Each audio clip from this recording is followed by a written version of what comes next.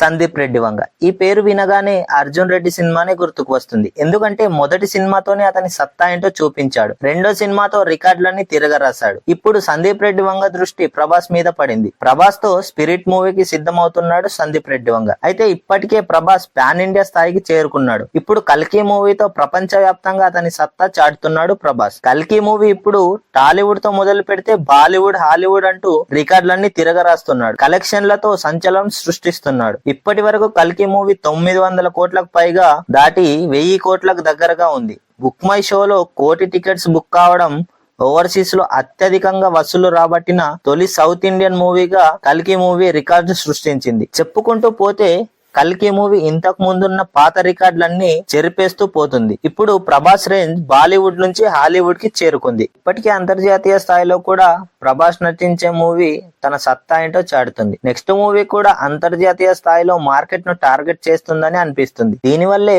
సందీప్ రెడ్డి వంగ ఒక కీలక నిర్ణయం తీసుకున్నట్లు తెలుస్తుంది. ఇప్పటికే అర్జున్ రెడ్డి, యానిమల్ మూవీస్ తో తన సత్తా చాటిన సందీప్ రెడ్డి వంగ ఇప్పుడు ప్రభాస్ తో స్పిరిట్ మూవీ తీస్తున్న సంగతి అందరికీ తెలిసిందే.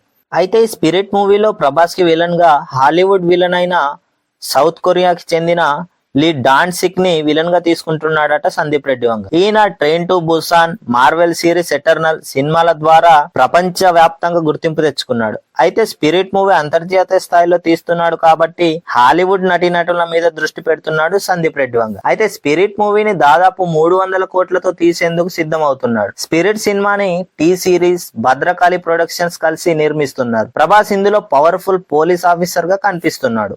మరోపక్క స్పిరిట్ లో ప్రభాస్ డ్యూయల్ రోల్ లో కనిపిస్తున్నాడని కొన్ని వార్తలు అయితే వినిపిస్తున్నాయి.